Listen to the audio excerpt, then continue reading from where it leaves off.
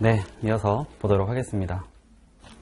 20페이지를 보시면 되겠고요. 시행규칙 제8조 요거 시험에 나옵니다. 굉장히 중요하다 라고 말씀드릴게요. 일단 첫 번째는 아까 전에 제가 말씀드렸던 내용 중에서 유효기간 나온 거 있었잖아요. 원세 증명서 유효기간은 한 문제 나옵니다. 발급기간도 나옵니다. 일단 두 문제는 나온다고 생각하시면 되고, 요 문제가 작년에도 나왔었어요. 원산 증명서 발급기관으로 나와 있는데, 일단 발급기관의 경우에는 일단 그게 중요할 것 같습니다. 자율 발급 말고 기관 발급 형태일 때가 좀 의미가 있을 것 같아요. 어느 기관에서 발급을 할 수 있는 것인가 라고 나오는데, 일단은 지금 챙겨볼 게 뭐냐면요. 2항에 보시면 아까 저희 같이 봤던 거 있었죠. 스위스 치즈에 대한 얘기를 한 게 있었습니다. 스위스 연방농업국이 인증한 기관으로 한다. 바꿔냈던 보기가 뭐였냐면 유럽자유무역연합에서 연합농업국이 인증한 기관이 아니었다라는 거였죠. 다음 3항에 보시면 아세안이 나와 있고 4항에 보면 인도가 나와 있는데요. 일단 아세안의 경우에는 뒤로 가면 RCEP이라고 하는 게 있어요. RCEP라고 하는 게 있거든요. 거기에 다 포함이 되어 있어가지고 그걸 갖고 한 번에 말씀드려 보도록 하고요. 일단 4항을 먼저 보겠습니다. 인도와의 협정에 따라 원산의 증명서를 발급하는 기관이다라고 나와 있는데, 뭐 당연한 거긴 하지만 혹시 인도랑 인도네시아를 헷갈리진 않으시겠죠? 저는 예전에 헷갈렸습니다. 저는 뭔가 비슷한 것 같은데라는 생각이 있었거든요. 인도랑 인도네시아는 서로 다른 거고요. 인도네시아는 아세안에 들어가 있고 인도는 별도로 개별적으로 협정을 체결하고 있습니다. 그러니까 인도네시아는 원래 아세안, 그다음에 RCEP이라고 하는 거기에 회원국이 들어가 있고요. 그거랑 별개로 인도네시아만 또 단독으로 또 협정을 체결한 것도 있습니다. 볼게요. 인도와의 협정에 따라 증명서를 발급하는 기관은 다음과 코와 같다라고 나와 있는데, 사실 저희가 챙겨볼 만한 내용이 뭐냐면 대한민국의 기관은 중요하지 않아요. 그거는 시험에 안 나옵니다. 여기 인도를 원산지로 하는 물품 있죠. 요거를 챙겨보실 필요가 있어요. 이거 기억하셔야 됩니다. 인도 수출검사위원회, 섬유위원회, 수산물 수출개발원 써 있는데 저희가 이걸 외워서 쓰는 건 아니거든요. 보기에서 골라낼 수 있으면 되기 때문에 제 생각에는 여러분이 여기 나와 있는 단어 중에서 좀 눈에 잘 들어온 단어 있죠. 보통 조문자 방식으로 한다면 끝자가 될 것 같기는 한데 어느 방식이든지 간에 여러분들이 그냥 딱 그 단어를 봤을 때 뭔가 유사한 걸 맞출 수 있을 정도로만 하시면 될 것 같아요. 수출검사위원회, 섬유위원회, 수산물 수출개발원 이렇게 되어 있습니다. 이걸 가지고 문제를 낼 수 있다는 거예요. 다음 중 발급기관에 잘못 연결된 것을 고르시오. 이렇게 할 수 있기 때문에 정확하게 어떤 그 기관인지는 모르겠다만 딱 봤을 때 뭔가 유사한 것을 골라낼 수 있을 정도만 되면 된다라는 것입니다. 넘어갈게요. 그 다음에 6항에 가면 호주가 나오는데 이것도 시험에 나왔습니다. 참고로 이 내용은 23년도 말에 개정이 됐었거든요. 작년에 시험에 나왔어요. 작년에. 개정되고 나서 바로 다음 연도에 출제가 된 겁니다. 호주 상공회의소, 호주 산업협회, 그다음에 인터내셔널 엑스포트 서티피케이션 서비스 뭐 이런 거 나오네요. 트레이드, 뭐 윈도우 뭐 써 있습니다. 요 기관 4가지 나와 있는데 요 중에 하나가 작년에 시험에 나왔습니다. 그래서 이것도 좀 기억을 하실 필요가 있겠는데요. 바로 한번 확인해 보시죠.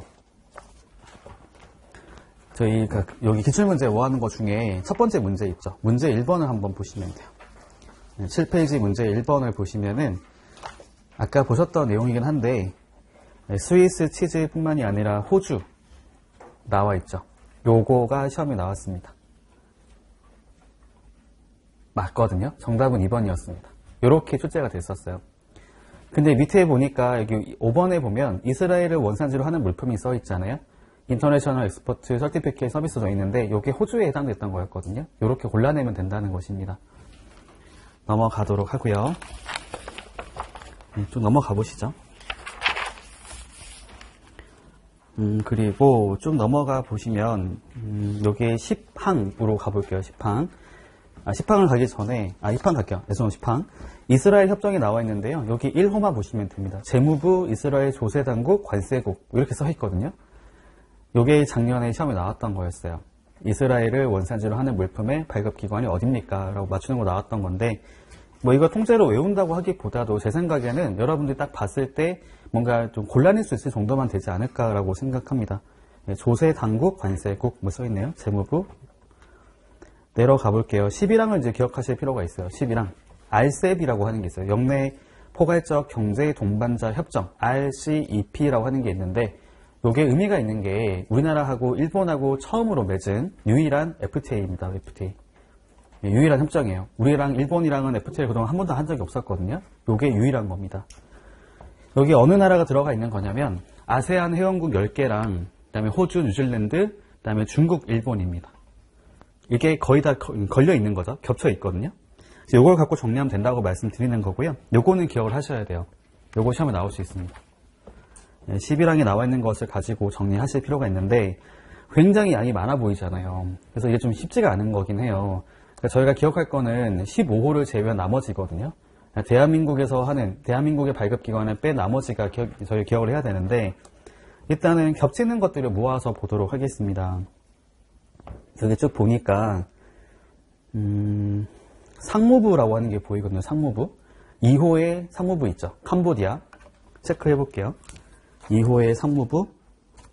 내려가 보면 6호의 상무부가 있습니다. 6호의 상무부. 그 다음에 9호의 상무부가 있습니다. 그렇죠. 앞글자를 보게 되면 캄 밑에라고 보이네요. 캄 밑에. 요거를 기억하셔야 되는데 도움이 될지는 모르겠다만 제가 여러분들의 그 최소한의 이해를 하기 위해서 좀 하나 상황을 만들어 볼게요. 제가 집에서 옷을 막 찾고 있었어요. 뭐 입고 싶은 옷이 있었는데 그래서 못 찾고 있으니까 어머니가 화가 나신 거죠. 왜 이렇게 못 찾냐고. 그래서 내가 물어봤어요. 어디 있어요? 물어봤더니 그 칸 밑에 있다고. 한 칸 밑에 있다. 칸 밑에. 기억하겠습니다. 칸 밑에. 죄송해요. 상무부. 네, 상무부. 네, 칸 밑에. 그래서 찾아봤더니 있어서 이제 상을 줬던 거죠. 어머니께서 잘했다라고. 상무부. 가보겠습니다. 그 다음에 세관으로 가볼게요. 세관. 어디에 나와 있는 거냐면 오른쪽이 아니죠. 7번에 그러니까 7호와 8호에 보면 필리핀이랑 싱가포르이 세관으로 나와 있어요. 필리핀과 세관. 예, 필싱이네요. 필싱. 예, 세관. 네, 다른 말 하지 않겠습니다. 네, 필싱. 남자분 군대 갔다 오시면 보통 필승 이런 거 많이 하잖아요. 네, 필승. 세관. 의미가 없는 것 같긴 한데 말씀 들어봤고요. 오른쪽에 가보겠습니다. 옆에 가보시면 어떤 게 나와 있는 거냐면 일본을 잘 보실 필요가 있어요. 일본에 보면 상공회의소라고 써있잖아요. 상공회의소. 그러니까 문제를 만들 때 아까 말씀드린 것처럼 일본은 이게 유일하고 거다 보니까 보통 문제를 만들 때 일본을 많이 물어볼 수가 있습니다. 일본 상공회의소. 그다음 내려가 보면 뉴질랜드도 상공회의소라고 들어가 있거든요. 상공회의소. 이 정도는 알고 계실 필요가 있겠고 다시 앞으로 와보시면은 4호에도 상공회의소가 있었어요. 라오스. 이렇게 뒤에 가면 상공회의소가 있거든요. 상공회의소. 기억해 주시죠. 라오스랑 일본은 상공회의소가 들어갑니다. 상공회의소. 이게 도움이 안 될 것 같긴 한데 한번 들어봐 주세요. 라멘은 일본이 유명하잖아요. 물론 제가 여유가 되고 하면은 비행기 타고 바로 가서 먹고 올 수도 있겠는데 라멘 일본을 이제 저희가 돈이 많아가지고 점심 때 라멘을 먹고 싶어서 일본에 갔다라고 가지만 생각을 해보겠습니다. 라멘은 일본이죠. 라1이잖아요. 라멘 일본. 상공은 비행기 타고 갔죠. 상공에서는 라멘과 라오스랑 일본으로 죄송합니다. 그렇게 한번 기억해 주시죠. 이게 별거 아닌 것 같긴 한데 생각이 날 수도 있거든요. 그냥 혹시나 해서 말씀드린 겁니다. 이 기억을 꼭 해야 돼가지고 말씀드린 거예요. 죄송합니다. 네, 그렇게 보시고 나머지는 그냥 나름대로 방식으로 좀 기억해 주세요. 근데 제가 말씀드렸던 것처럼 세관, 상무부, 그다음에 상공회의소만 기억하고 계셔도 웬만한 문제는 다 맞출 수가 있습니다. 웬만한 문제는 다 맞출 수가 있거든요. 한번 생각해 볼까요? 이거 보세요. 아까 보셨던 문제 1번 한번 보시죠. 문제 1번. 여기 가보니까 베트남이랑 캄보디아 나와 있네요. 요거는 틀린 거를 바로 알 수가 있을 것 같아요. 아까 베트남이라고 하는 거 베트남은 논외로 하더라도 제가 세관 말씀드릴 때 필리핀, 싱가포르 말씀드렸거든요. 일단 해당이 안 되는 건 보이죠? 일단 4번에 보시면 캄보디아 나와 있잖아요. 제가 캄밑에라고 하지 않았어요. 캄밑에. 캄밑에는 상무부거든요. 여기 보면 해당이 안 되죠. 이렇게만 알고 계셔도 보기를 골라낼 수가 있다라는 겁니다. 네. 그렇게 말씀을 드려봤고요. 아무튼 시험이 나옵니다. 나오기 때문에 수단과 방법을 가리지 마시고 무조건 기억해 주세요. 제가 하는 방식은 중요하지 않고 여러분들이 나름대로의 방법을 가지고 하시면 되겠습니다. 칸 밑에는 괜찮은 것 같은데 넘어가겠습니다. 나머지는 그 한번 챙겨봐 주시고요. 쭉쭉 넘어가겠습니다. 그럼 체크할 게 뭐냐면은 요거를 보셔야 돼요. 여기 사항에 가면 24페이지 가면 사항이 나오는데 요거는 좀 챙겨보실 필요가 있습니다. 증명서 발급기관은 사망에 따른 원산지 증명서 발급대장 증명서의 발급 신청 서류 원본 또는 사본을 5년간 보관해야 된다. 다만 중국의 경우에는 협정에 따라 3년간 보관하면 된다라고 하는 말이 있거든요. 요거는 알고 계실 필요가 있습니다. 원산지 증명서 발급기관은 앞서 제가 말씀을 드렸잖아요. 한국으로서는 세관이나 상공회의소라고 말씀드렸습니다. 여기 보시면 이 상공회의소 말을 할 때 상공회의소도 있고 대한상공회의소라는 말을 쓰는 것도 있거든요. 혹시 그거 두 개 차이를 알고 계신가요? 이렇게 말씀드리면 이해가 될 것 같은데 저희가 행정기관을 말을 할 때요. 국가행정기관이 있고 지방자치단체 행정기관이 있죠. 그렇죠? 그렇게 나누시면 됩니다. 여기서 표현을 쓸 때 대한상공회의소라고 하는 거는 상공회의소 본사라고 이해하시면 돼요. 본사. 나머지 상공회의소는 뭘까요? 지방이죠, 지방. 서울, 부산 이런 거 있잖아요. 지방행정기관처럼 상공회의소도 지역마다 있거든요. 그 의미라고 이해하시면 됩니다. 아무튼 크게 말했을 때 세관 또는 상공회의소에서 발급을 하고요. 이렇게 이해하시면 돼요. 여러분들이 발급기관이라고 가정해 볼게요. 쉽게 말하면 여러분들이 상공회의소의 직원이다 라고 가정했을 때 제가 여러분들한테 발급 신청을 의뢰하게 됐어요. 신청하게 됐어요. 여러분들은 서류를 검토해 보겠죠. 검토하고 이상이 없다라고 확인되면 저한테 원산지 증명서를 발급해 주실 겁니다. 발급해 주게 되면 여러분들이 뭘 해야 되는 거냐면 발급했다라는 사실을 기록을 해야 돼요. 그게 뭐냐면 원산지 증명서 발급 대장이라고 하는 것이 있습니다. 누구의 어떤 의뢰를 받아서 어디로 나가는 물품에 대해서 발급했다라는 것을 매일매일 그러니까 수시로 기록을 해야 되거든요. 기록하고 그거를 관세청장에게 보고하는 절차가 있습니다. 그 내용이 나오고 발급 대장 말고도 신청받았던 서류들 있잖아요. 수출자 또는 생산자가 신청했던 서류가 있을 텐데 그걸 여러분 다 가지고 있을 거 아니에요? 그거에 대한 보관 의무가 있는 겁니다. 보관 의무. 그 기간이 5년이라고 나와 있는 거죠. 5년 동안 보관을 하도록 되어 있는데 예외가 있어요. 중국의 경우에는 협정에 따라서 기간을 3년까지만 보관할 의무가 있다라고 규정하고 있습니다. 이게 방금 제가 봤었던 사항에 대한 얘기를 하는 것이거든요. 요거는 좀 기억을 하셔야 됩니다. 기억할 수 있을까요? 보통의 경우에 저희는 관세법의 내용이 좀 익숙하다 보니까 서류 보관 의무는 5년이다. 이렇게 많이 기억하고 계실 것 같거든요. 근데 아닌 것도 있다는 거예요. 여기 나와 있는 것처럼 발급기관의 경우에는 기본적으로 5년 동안 서류를 보관하게 되어 있는데 다만 중국의 경우에는 3년간만 보관한다라는 게 있습니다. 이런 것도 문제로 낼 수가 있거든요. 참고로 말씀드렸습니다. 나머지는 넘어가시면 돼요. 잘 안 보셔도 되겠습니다. 중요한 게 아니어가지고 넘어갈게요. 그 다음에 10조로 가보겠습니다. 수출 물품에 대한 원산지 증명서의 발급 절차라고 되어 있는데 요게 뭔지 좀 가볍게 설명을 드려보도록 할게요. 저희가 이제 원산지 증명서를 발급을 한다고 가정했을 때 필요한 서류가 있어요. 그러니까 이거 전 실무적으로는 원산지 판정 서류라고 말을 쓰게 되는데요. 뭐가 필요한 거냐면 이 생산에 대한 증빙 서류가 일단 있어야 됩니다. 요 개념을 알고 계실 필요가 있는데요. 저희가 원산지를 판정할 때는 필요한 게 뭐냐면 일단 원산지 결정 기준이라고 하는 것들을 충족을 해야 되거든요. 요거를 PSR이라는 용어를 쓰고 있는데 원산지 결정 기준을 충족하게 되면 그때는 원산지로 인정을 할 수가 있습니다. 근데 원산지 결정 기준이라 하는 것들은 ATS 코드별로 결정이 되는데요. 근데 이거를 이제 결정 기준을 충족하는지를 볼 때 가장 기본적으로 요구하는 것이 뭐냐면은 우리나라 안에서 생산이 이루어져야 합니다.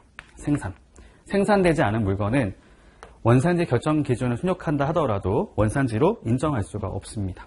그러니까 생산 과정이 반드시 있어야 되거든요. 국내에서의 생산이 있어야 돼요. 그래서 저희가 원산지 증명서를 발급할 때는 생산에 대한 증빙이 필요한 겁니다.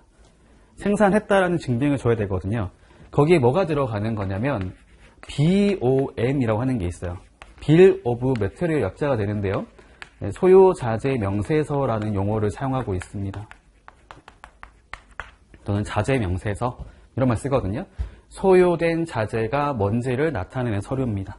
어떤 물건을 만들 때 투입된 원재료가 뭡니다라고 하는 거 있잖아요. 그 저희는 BOM이라고 불러요. BOM이라고 부르고, 그 다음에 두 번째로는 생산에 대한 증빙이 필요한데 뭐 제조 공정도 같은 서류가 있으면 좋습니다. 이런 거 필요해요. 내가 국내에서 어떠한 작업을 했는지, 어떠한 공정을 했는지에 대해서 증명하는 서류가 필요합니다. 그다음 그 외 나머지 같은 경우에는 원산지 확인서 뭐 이런 것들이 있거든요. 요게 뭔지를 잠깐 말씀을 드려보도록 하겠습니다. A, B, C가 있는데 A랑 B가 여기가 수출국이라고 가정해 보고요. 여기가 수입국이라고 가정을 해보도록 하겠습니다. A가 B한테 물건을 팔았고요. B가 C한테 물건을 팔았는데 서로 다른 나라잖아요. 이 둘 간의 거래를 저희가 뭐라 부르냐면은 무역이라고 얘기를 하죠. 무역. 여기는 수출자라고 말을 쓸 수가 있겠고요. 이 사람은 수입자라는 용어를 사용할 수가 있습니다. 기본적으로 원산지는 물건을 구매하는 사람은 알 수가 없거든요. 이 원산지가 뭔지 모르잖아요. 그럼 누가 하는 거냐면 나에게 물건을 판 사람이 원산지가 뭐다라고 알려줘야 됩니다.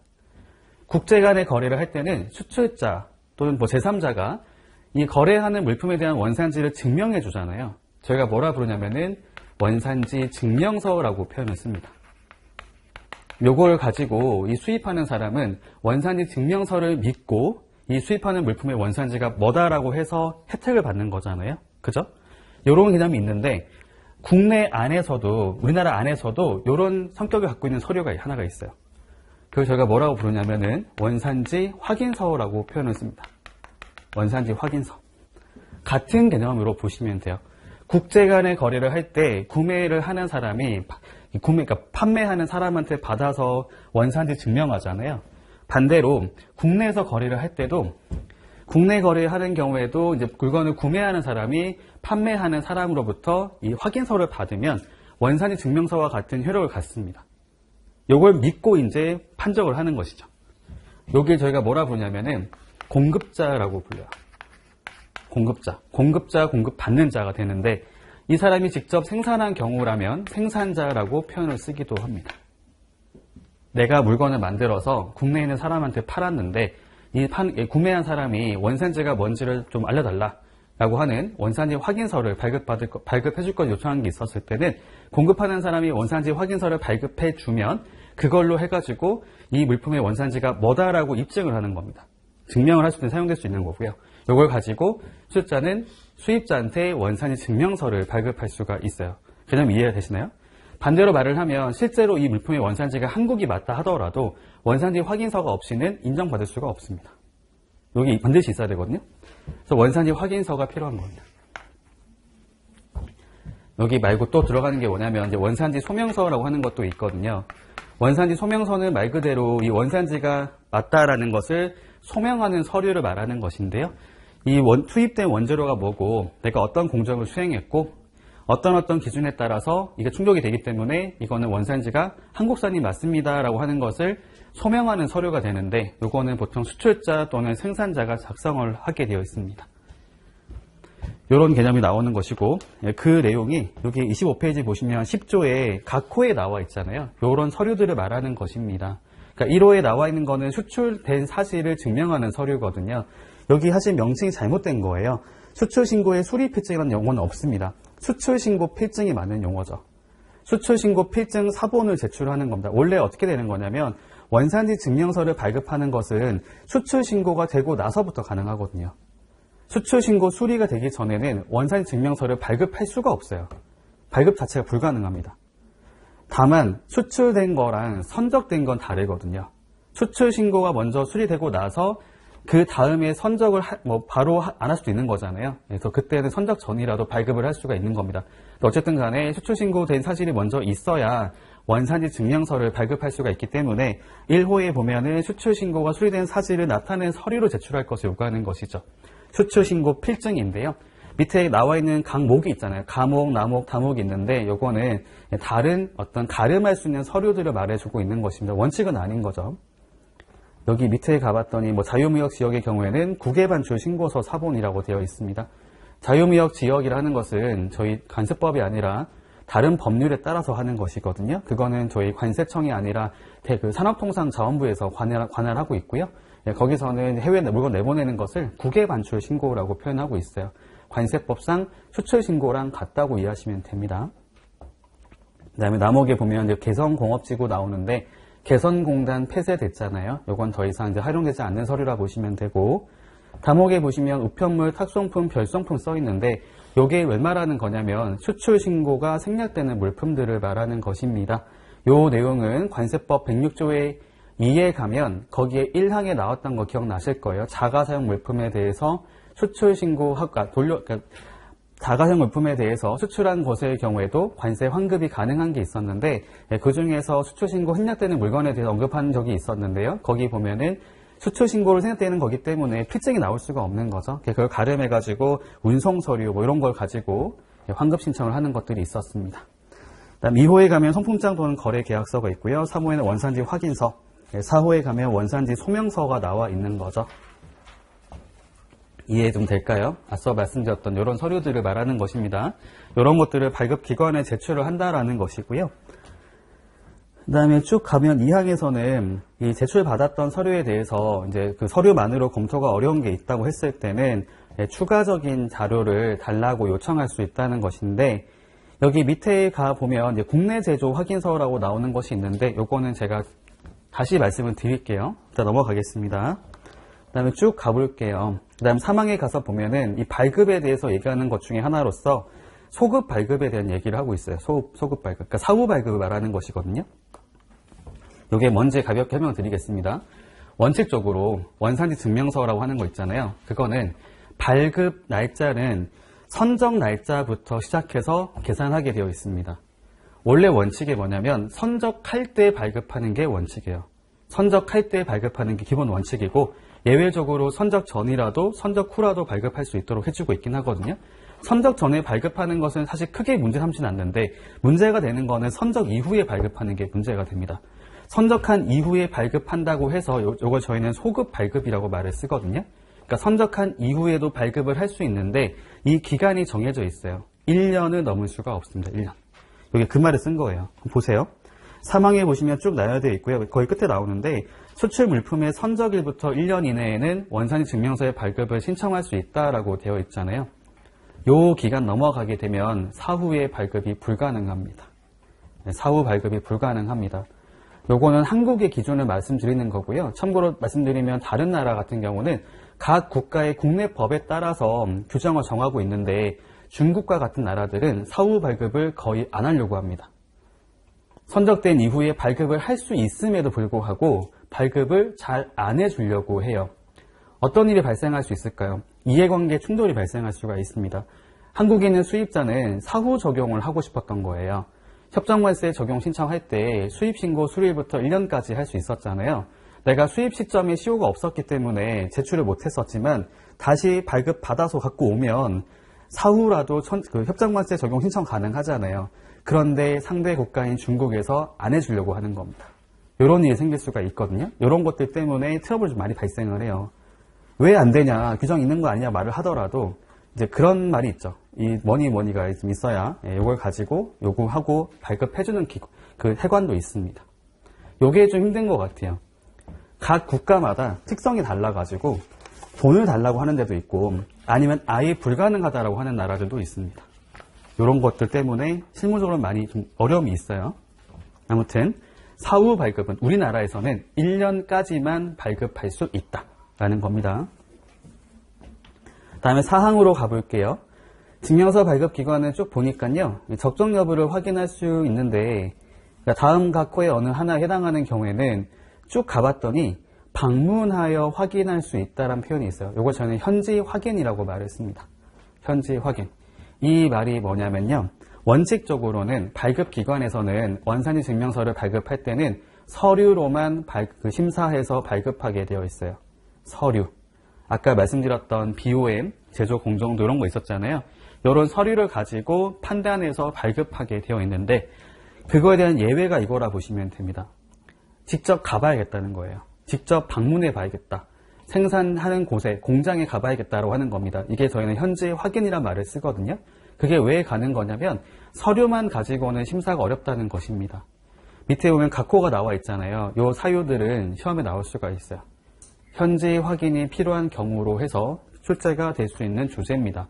하지만 그동안 시험에 자주 나왔던 건 아니기 때문에 가능성이 높지는 않지만 나올 수도 있다라고 말씀드려요. 그 말은 너무 막 똑같이 외우려고 할 필요는 없지만 내용을 한 번쯤은 살펴보실 필요가 있다고 말씀드리는 겁니다. 한번 볼게요. 그러니까 1호와 2호를 보니까는 맨 끝에 이런 말이 있어요. 최초로 신청한 경우란 표현이 있습니다. 처음으로 한 거라고 해요. 근데 봤더니 1호에서는 국내 생산시설이 없는 자라고 되어 있습니다. 공장이 없는 자인데 자기가 생산했다고 해서 신청을 한 거예요. 이게 뭐지? 라는 생각이 드는 거죠. 그다음 2호에 가면 직접 생산하지 아니하는 자입니다. 근데 오해하시면 안 되는 것이요. 원산지 증명서 발급을 할 때 수출자가 반드시 생산자일 필요는 없어요. 남이 만든 물건을 내가 사가지고 수출하는 경우에도 내가 발행할 수가 있거든요. 근데 그렇다고 하더라도 여기 발급기관이 봤을 때는 조금 의심스럽다라고 생각한다라는 것입니다. 처음 발급하는 거니까요. 처음 하는 거기 때문에 물론 저는 실무적으로 현지 확인을 하는 경우를 상당히 거의 본 적은 없어요. 본 적은 없는데 필요하다면 할 수는 있다고 규정하고 있는 것입니다. 그 다음에 3호로 가서 보면 쭉 가볼게요. 관세청장이 정하여 고시하는 현지 확인의 기준에 해당하는 자가 신청한 경우입니다. 이게 뭔지 봤더니 앞에 예시가 쭉 나오는데요. 신청 어류의 빈도, 그 다음에 그 규정에 대한 준수도, 생산 공장의 유무, 제조 공정, 물품의 생산 특성 등을 고려한다고 되어 있는데 조금 쉽게 말씀드려 보도록 할게요. 예를 들면 우리나라에서 생산이 전혀 안 되는 어떤 물품이 있다고 가정해 보겠습니다. 그게 뭔지는 모르겠다만 한국에서 아예 생산이 안 되는 게 있다고 가정해 볼게요. 농산물로 한번 얘기 들어봤을 때 어떤 특정 농산물이 있는데 그거에 대해서 원산지가 한국이다라고 신청이 들어온 거예요. 그러면은 이게 뭐지? 라는 생각이 들지 않을까요? 그런 경우를 말하는 것입니다. 물품의 특성 이런 거 있었잖아요. 그러니까 한국에서 절대로 생산될 수 없는 물건인데도 생산됐다라고 신청이 들어오잖아요. 그럼 요거는 당연히 의심이 되겠죠. 이런 경우에는 직접 가보는 겁니다. 진짜 한 게 맞냐? 이런 거 말하는 거고요. 그 다음에 4호로 가면 속임수 또는 부정한 방법으로 원산지 증명서의 발급을 신청한 것으로 의심되는 경우죠. 의심. 뭔가 이상한데? 라는 생각이 들었던 거고, 그 다음에 5호에 가면 체약 상대국의 관세 당국이 역으로 우리나라의 수출자 또는 생산자에 대해서 조사를 해달라고 요청한 경우에도 우리나라에 있는 발급기관이 편지 확인을 할 수 있다라는 얘기하고 있습니다. 그 정도 보시면 될 것 같고요. 5항에 가서 보면 현지 확인을 할 때는 7일 이내에 이 결과를 통보하게 하는 것이 있는데 이것만 말씀드릴게요. 앞서 제가 말씀드렸을 때 원산지 증명서 발급기관은 일단 크게 두 군데가 있다고 말씀드렸잖아요. 하나는 세관, 하나는 상공회의소인데 상공회의소는 증명서 발급 권한만 갖고 있는 것이지 이 어떤 특정 업체에 대해서 조사를 할 수 있는 권한은 없습니다. 그럼 어떻게 될까요? 현지 확인이 필요하다고 하면 직접 나갈까요? 아니면 이것을 위탁할까요? 요청을 할까요? 요청하겠죠. 누가 누구에 요청하냐면은 상공회의소 같은 경우에는 세관장에게 요청하는 것입니다. 써 있잖아요. 사항에도 불구하고 상공회의소 및 대한상공회의소의 장은 써 있잖아요. 증명서 발급 기관 중에 세관은 조사 권한이 있어요. 그 권한은 관세법에 규정되어 있습니다. 저희 보칙 파트 나오잖아요. 거기 다 규정되어 있는 것들이에요. 근데 상공회의소 같은 경우에는 그럴 권한이 없습니다. 없기 때문에 직접 가지 못하는 것이죠. 그러니까 세관장에게 대신 가달라고 요청을 하는 겁니다. 요청을. 세관장은 요청을 받아가지고 7일 이내로 이제 결과를 보고하게 돼 있잖아요. 통보하게 돼 있잖아요. 그 말이 뭐냐면 현지 확인에 걸리는 기간은 처리 기간이 7일이다라고 이해하시면 돼요. 7일. 그 내용 나와 있고 6항에 가서 보시면 이제 그 처리 기간 나와 있거든요. 원산지 증명서 발급에 대한 처리 기간 나와 있는데 1호와 2호에 대해서 이해가 될 수 있다는 것입니다. 2호에 가면 그 현지 확인이 필요하지 않은 경우잖아요. 이 말은 서류 심사만 하는 경우일 때는 3일 이내에 처리하게 되어 있습니다. 규정상으로 3일 이내긴 한데요. 실무적으로는 보통 하루 만에 발급해 줍니다. 3일까지 가지는 않고요. 3일 이내인데 현지 확인이 필요한 경우는 10일 이내로 써 있죠. 보니까 딱 7일 차이 나지 않아요? 아까 말씀드렸잖아요. 현지 확인의 처리 기간은 7일로 한다고 말씀드렸기 때문에 그 차이만큼 더해진 거라 보시면 됩니다. 넘어갈게요. 그리고 여기 보면 뒤에 나와 있는 것은 영업일자가 아닌 것은 제외한다라고 나왔던 건데, 여기에 보니까 오류가 하나 있어갖고 잠깐 말씀을 드리려고 합니다. 여기 3호에 보시면은 근로자의 날 뒤에 증명서 발급부 써 있잖아요. 요거가 밑에 나와 있는 파랑을 제가 옮겨 적을 때 오류가 발생한 것 같아요. 그러니까 여기서 어떤 말을 하는 거냐면, 근로자의 날부터 끝에 아니한다까지 다 지워주시면 됩니다. 일단 오류가 생겨서 죄송하다고 말씀드리고요.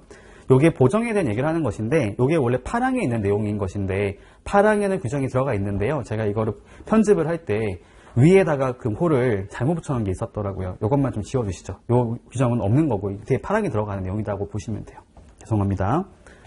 아무튼 1호, 2호, 3호는 비영업일에 대한 얘기를 하고 있죠. 3일과 10일에 대해서 얘기할 때는 요거는 비영업일이 아니라 영업일자만 가지고 계산한 것이다 라고 말했던 거고, 그 다음에 파랑에 가서 보시면 이제 보정기간에 얘기를 하는 것이 있거든요. 요것만 기억하겠습니다. 관세법이랑 같이 연계해서 말씀드릴 텐데요. 관세법에 가서 보면 보정기간을 말을 할 때 보통 거의 대부분은 20일 이내 기간이라는 용어를 사용하고 있습니다. 그래서 만약에 보정에 대한 얘기가 나온다 그러면 20일 이렇게 떠올리시면 될 것 같거든요. 그런데 FTA 같은 경우는 좀 달라요. FTA는 20일까지 안 줍니다. 5일 이상 10일 이내라고 되어 있죠. 헷갈리지 말라고 말씀드립니다. 보정기간 얘기할 때요. FTA 관련해서는 20일까지 안 줘요. 5일 이상 10일 이내라고 하는 기간만 주고 있습니다. 이것만 알고 계시면 되겠고요. 나머지는 넘어갈게요. 넘어가겠습니다. 넘어갈게요. 뭐 그렇게 크게 중요한 내용은 없어서 그냥 가볍게 넘어가시면 되겠고요. 그 다음에 옆에 가보면 10조의 2가 나옵니다. 이거 시행규칙에 나와 있는 건데, 혹시 연결 원산지 증명서라는 개념을 알고 계신가요? 백투백 CO라고 부릅니다. 이 내용은 관세법에도 규정이 되어 있어요. 규정이 되어 있습니다. 자, 백투백이라고 하는 건 뭐냐면요. 요거는 이렇게 말씀드리면 이해가 될 수 있을 것 같은데, 무역영어 또는 무역실무에 보시면은 백투백 CO라고 하는 것이 있습니다. 백투백 CO라고 하는 것이 있고, 그게 어디에 나와 있는 거냐면 견질신용장이라고 하는 부분이 있거든요. 견질신용장. 견질이라고 하는 것은 뭐뭐를 담보로 한다라는 걸로 보시면 돼요. 견질신용장, 그 말이 뭐냐면 뭔가를 가지고 새로 발행한 겁니다. 이해되시나요? 백투백이라고 하는 거 있죠. 연결 원산지 증명서는 원산지 증명서를 발행을 새로 했어요. 근데 그거에 대한 근거가 그 전에 발급됐던 원산지 증명서의 내용을 가지고 새로 발행한 거다라고 이해하시면 됩니다. 그럼 연결 원산지 증명서는 어디서 발급하는 거냐면, 다른 나라를 경유할 때 있잖아요. 경유할 때. 그러니까 제3국 간의 거래를 한다는 것을 전제로 말을 하는 겁니다. 직접 거래하는 경우는 연결 원산지 증명서가 적용될 일이 전혀 없는 거거든요. 이렇게 이해하시면 돼요. 요거를 좀 이해를 하셔야 되는데, 제가 두 가지 케이스를 말씀드릴게요. 자, 예를 들어가지고 한 아세안 FTA라고 하는 것이 있어요. 여기가 수출국이고 여기가 수입국이라고 가정해 보도록 하겠습니다. 여기가 한국이고 여기가 뭐 필리핀 이렇게 가정해 볼게요. 원래는 이렇게 와야 되는 거잖아요. 직접 운송이 돼야지 인정해 주죠. 그런데 여기가 아니라 다른 나라를 갔다가 왔어요. 수출국이 아닌 여기는 중간에 경유하는 나라가 있었고, 이 나라에서 다시 이 수입국에 오게 됐습니다. 이 경우는 원칙적으로는 인정이 안 됩니다. 그죠? 왜냐하면 직접 운송이 안 됐으니까. 그죠? 참고로 말씀드리면 이 아세안이라고 했을 경우에도 뭐 얘가 필리핀이고 얘가 뭐 베트남이다 하더라도 둘 다 아세안이거든요. 그런데 이거는 각각 따로따로 봅니다. 따로따로. 무슨 말을 하는 거냐면 EU 같은 경우는 전체를 하나로 보기 때문에 다른 나라, 프랑스, 이탈리아를 하더라도 다 상관이 없어요. 다 그냥 통으로 보거든요. EU 하나로 보는데, 아세안 같은 경우에는 여기 들어가 있는 회원국들을 다 개별 국가로 봅니다. 개별 국가. 그래서 이렇게 필리핀에서 베트남 갔다 한국에 왔다고 쳤을 때 이거 인정 안 됩니다. 인정 안 해줘. 필리핀과 베트남은 서로 다른 나라를 생각하는 겁니다. 이렇게 되거든요. 이 경우에는 원칙은 인정이 안 되는 것이고, 예외적으로는 앞서 저희 보셨던 것처럼 직접 운송 원칙의 예외라고 하는 그 서류 있었잖아요. 인정할 수 있는 예외적인 서류, 예를 들면 통과선언 증권이라든지 이런 게 있어야지만 허용이 돼요. 근데 연결 원산지 증명서를 언제 활용하는 거냐면, 아까 보셨던 여기 직접 운송 원칙의 예외로 하는 것들은 전제가 뭐냐면 요거였거든요. 관세 당국의 통제를 받아야 된다라는 것이 있었습니다. 그 말은 쉽게 표현하면 보세 화물 상태로 있어야 한다라는 것이죠. 그런데 B란 나라에서 수입 통관을 해버린 거예요. 그러면 요걸로 안 되거든요. 그럴 때 연결 원산지 증명서를 가지고 활용할 수가 있습니다. 연결 원산지 증명서는 제일 중요한 게 뭐냐면 모든 협정에 적용되는 건 아니고요. 유일하게 딱 두 가지만 적용됩니다. 아세안하고 RCEP만 적용되는 규정입니다. 다른 거는 일체 불가능해요. 규정이 아예 없습니다. 일단 요걸 물어볼 수가 있거든요. 연결 원산지 증명서 말을 할 때 아세안 또는 RCEP이라고 하는 것 빼고는 다 아예 규정이 없습니다. 적용 불가능해요. 적용 불가능. 얘네들은 아까 말씀드린 것처럼 직접운송 원칙이 예외로 가는 게 아니라 얘가 어떤 형태를 쓸 거냐면은 다른 나라 가긴 했는데요. 이 당시에 원산지 증명서를 발급해줬어요. 발급한 게 있었어요. 근데 요걸 가지고 여기서 여기로 갈 때 원산지 증명서를 새로 발행한 겁니다. 요 내용을 바탕으로 해가지고 그대로 옮겨 적는 거죠. 요 경우를 저희는 백투백 CO라고 부릅니다. 연결 원산지 증명서. 경유국에서는 당연히 생산 같은 게 이루어지면 안 되고요. 그냥 통관된 사실은 문제가 없어요. 그 나라에서 수입 통관됐다라는 사실이 있다 하더라도 백투백 CO를 활용할 수 있습니다. 단 전제는 기존에 발급됐던 CO가 있어야 돼요. 원산지 증명서가 있고요. 요걸 근거로 해서 새로 발행하는 것입니다. 네네. 그래서 그 부분을 좀 말씀을 드렸고요. 좀 중요한 것들만 체크 한번 하고 가도록 할게요. 여기 한번 보시죠. 여기 그 정의가 나오는데 시행규칙 10조의 2의 1항에 보시면 정의가 나오죠. 연결 원산지 증명서란 쭉 써 있는데 여기 보면 두 번째로 나오는데요. 협정에서 허용하는 것 외에 추가 가공 없이란 말이 일단 들어가고요. 그러니까 경유한 나라에서 생산 이런 거 하면 안 돼요. 그러니까 허용되고 있는 범위까지만 해야 되는 것이고, 그다음 쭉 가보면 우리나라를 경유하여 동일한 협정이 체결된 다른 체약 상대국으로 수출되는 경우에 적용되는 것이고, 밑에 가보시면 그 원산지에서 작성 발급한 원산지 증명서에 근거하여 우리나라에서 작성 발급하는 원산지 증명서를 말한다. 이 말은 뭐냐면 우리가 경유국일 때를 가정하고 말하는 겁니다. 이해되시나요? 이게 우리나라가 경유국이라 가정해 봤을 때 우리나라가 발급하는 경우를 말하고 있는 거거든요. 그러니까 최초의 원산지국에서 발행됐던 원산지 증명서가 있고 그걸 근거로 해서 우리가 새로 발행하는 것을 말한다고 지금 되어 있는 겁니다. 이 내용은 수출하는 것을 가정한 거기 때문에 그런 것이거든요. 그다음에 쭉 내려가 보시면 밑에 2항에 협정이 나오는 게 있는데 두 가지만 있어요. 첫 번째, 영내 포괄적 경제 동반자 협정 써 있잖아요. 이게 바로 RCEP라고 하는 것이고 그 뒤에 보시면 아세안 회원국가의 협정이 있습니다. 이게 아세안이거든요. 이 두 가지만 인정됩니다. 나머지는 일체로 인정이 불가능합니다. 넘어가죠. 다른 건 안 보셔도 되겠습니다. 나머지는 다 보셨던 내용들인 거고요. 그리고 밑에 뒤에 나와 있는 11조 넘어갈게요. 중요한 내용은 아닙니다.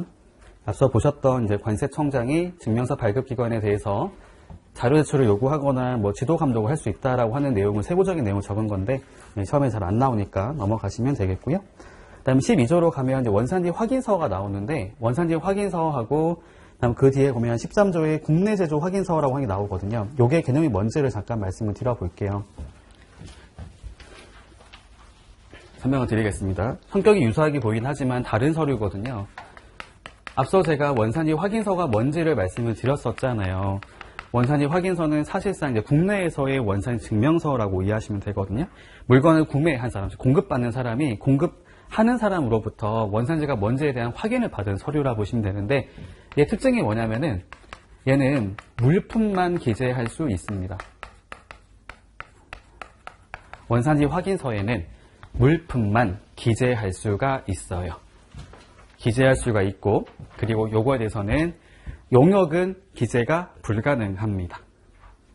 용역은 기재가 안 되거든요. 그런데 국내 제조 확인서 있잖아요. 얘는 어떤 말을 하는 거냐면 우리나라에서 제조했다라는 것을 확인해주는 서류라 볼 수가 있다만 얘는 용역에 대한 것도 기재가 가능합니다. 이런 차이가 있습니다. 어떤 게 있을 수가 있을까요? 여러분들이 국내에서 이제 코팅을 전문적으로 하는 업체라고 가정해 볼게요. 코팅이나 염색을 하는 업체입니다. 근데 제가 여러분들한테 위탁을 할 수가 있잖아요. 인가공 맡길 수가 있죠. 제가 이미 거의 완성된 물건인데 염색만 하면 될 것 같아요. 그럼 여러분들한테 제가 염색을 의뢰할 수 있잖아요. 염색 작업 의뢰할 수 있잖아요. 그럼 제가 물건을 줬다가 여러분들 저한테 연색된 물건을 줄 수가 있는 거죠. 그때는 여러분들이 저한테 원산지 확인서를 발급할 수가 없습니다. 이해되시나요? 공급받았던 물건이랑 공급하는 물건을 비교해 봤을 때 여러분들은 저한테 물건을 판매한 게 아니라 용역을 판매한 것이거든요.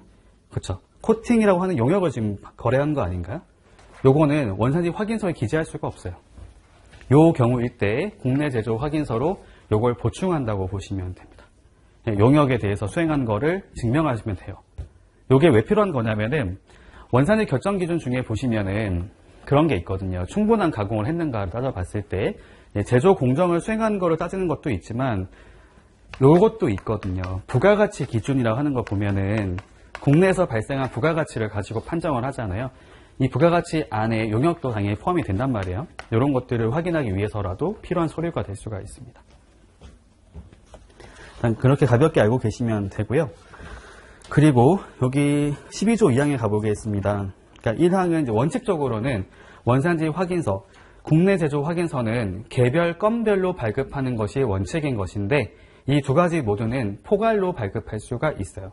앞서 제가 말씀드렸을 때 포괄이란 단어는 기간 단위라고 말씀을 드렸습니다. 한 번 발급하면 계속해서 사용할 수 있는 부분이 있거든요. 그걸 저희는 원산지 포괄 확인서라고 부릅니다. 여기 2항에 나와 있는데요. 저희가 챙겨볼 게 뭐냐면 그 기간이 언제까지 가능한가라는 것입니다. 넘겨보시면 물품 공급일부터 12개월까지입니다. 물품 공급일부터 12개월을 초과하지 않는 범위라고 나와 있거든요. 그러니까 1년 동안 사용할 수가 있는데 기산일자가 물품 공급일자라는 것입니다. 많이들 실수하는 게 뭐냐면 서류 작성일자로 많이 착각을 하거든요. 실무적으로도 그렇진 않습니다. 물품 공급일부터입니다. 내가 공급한 날부터 1년까지 그거 하나를 가지고 반복해서 사용할 수 있다는 것인데 그거는 물어볼 수 있다고 생각해서 말씀드린 거예요. 날짜를 바꿔낼 수가 있어요. 뭐 12개월을 10개월 이렇게 할 수도 있고 물품 공급일을 다른 표현을 쓸 수도 있기 때문에 좀 체크해 보시고요. 내려가 보면 사항에 이런 말이 있습니다. 관세청장은 쭉 가보니까 원산지 확인서로 인정하여 고시할 수 있다고 말 써 있는 게 있는데 이게 뭐냐면 간이 원산지 확인 제도라 부르는 것이 있습니다. 간이 원산지 확인 제도. 제가 FTA 업무를 주로 계속 하기도 했었는데 이런 어려움들이 있어요. 제가 이론적으로는 서류만 있으면 가능한 거 아닌가 생각할 수 있잖아요. 근데 실무적으로는 되게 어려운 게 뭐냐면 협조가 잘 안 됩니다. 협조가. 그러니까 업체가 지식이 있고 인력이 충분하고 경험이 있고 하다 보면은 뭘 필요로 하는지 안단 말이에요. 근데 영세하고 잘 모르는 업체 같은 경우는 서류를 좀 작성해 주세요 말을 하잖아요. 안 해줘요. 일단 모르기도 할 뿐더러 뭔가 책임져야 될 것 같으니까 안 하려고 하는 거죠. 그러니까 되게 힘든 겁니다. 그래서 FTA 활용이 어려운 게 뭐냐면 서류가 구비가 안 되는 거예요. 나에게 물건을 팔았던 사람이 원산지 확인서를 줘야지 내가 판정할 수가 있는데 그게 협조가 안 되다 보니까 많이 어려워도 한단 말이죠. 특히나 저희가 이제 거래하는 업체 중에서는 1차 상품 하는 그 거래하는 업체들 있잖아요. 농민들, 어민들 있잖아요. 굉장히 어렵습니다. 되게 어려워하기 때문에 그거를 정부에서 간이하게 해주겠다라고 나온 게 바로 간이 원산지 확인 제도입니다. 간이 원산지 확인 제도. 그게 뭐냐면 원래는 원산지 확인서라고 하는 병에 있는 양식이 있거든요. 서식이 있어가지고 거기다가 내용을 적고 서명까지 해줘야 인정되는 것이었는데 그게 협조가 안 되는 것을 어려운 걸 알고 있기 때문에 특정 물품에 대해서는 다른 서류로 가름할 수 있도록 해주는 제도가 있어요. 이게 사항이 그 말을 한 거거든요. 농산물 이력 추적 관리 등록증, 수산물 이력 추적 관리 등록증 이런 게 있습니다. 농민과 어민들 같은 경우에는 뭐 농협이라든지 수협에서 발급해주는 다른 서류들이 있거든요. 그것만으로도 가름해주겠다라고 하는 제도가 간이 원산지 확인 제도라고 보시면 됩니다. 이런 게 있다 정도만 알고 계시면 되고요. 넘어가겠습니다. 네, 나머지 넘어가시면 되겠어요. 이 정도만 알고 계시면 됩니다. 네, 넘어갈게요. 그 다음에 오른쪽 가면은 시행규칙 14조 원산지 자유증명 절차 등 써 있는데 넘어가겠습니다. 네, 중요한 거 아니고 15조도 넘어가겠습니다. 네, 중요한 건 아닌데 다음은 이것만 하나 챙겨볼게요. 저희 34페이지 보면은 6번이죠. 6번. 6항에 보면은 맨 끝에 영어 문구가 나오는 게 있어요. 예, 보이시죠? 써 있는 거 있잖아요. 요게 시험에 나온 적이 있었습니다. 여기 일단 쭉 보시면은 이제 본문 나오고요. 여기 가운데쯤 보시면 다만이라 나오는 게 있는데 요것만 한번 읽어볼게요. 다만 유럽연합 당사자와의 원산지 관련 의정서에 따른 원산지 인증 수출자가 별표 6 제6-5호에 규정된 물품에 대하여 같은 호에 따른 완화된 원산지 결정 기준을 적용받으려는 경우에는 원산지 증명서에 어떤 특정 문구를 포함해야 된다라는 표현이 있는데 이게 중요한 건 아닌데요. 저희 시험에 한번 나온 적이 있었어요. 예전에. 그래서 이 문장이 있다라고만 알고 계시면 좋겠습니다. 뭐 중요한 내용은 전혀 아니에요. 참고로 말씀드리지만 그 이유는 항상 영국이랑 같이 움직인다 보시면 되거든요. 원래 영국이 이유에 따라 탈퇴한 거기 때문에 이 내용은 이제 오른쪽에 보시면 영국에도 들어가는 것이 있는데 그게 17항에 나오는 거고요. 그 하나 더 말씀드리면 터키도 이런 내용이 들어가는 게 있어요. 여기 9항에 나왔던 거고 오른쪽에 보면 35페이지 상단에 거의 끝에 나오는 게 있거든요. 요것만 여기 들어가는 게 있구나 정도만 알고 계시면 됩니다. 전혀 중요한 건 아니고요. 넘어가겠습니다. 그 다음에 넘겨보시면 시행규칙 16조 나오는데 수수료 나와 있고요. 앞서 제가 말씀드렸죠. 세관에서는 수수료가 면제가 되는데 상공에서는 건당 7,000원씩 받고 있습니다. 받고 있다. 뭐 중요한 얘기는 아니고요. 넘어갈게요. 그 다음 12조인데 일단은 지금 49분이어가지고 조금만 쉬었다가 저희 4시에 다시 보도록 하고 나머지는 좀 중요한 거 위주로 말씀을 드리고 오늘 수업 마치도록 할게요.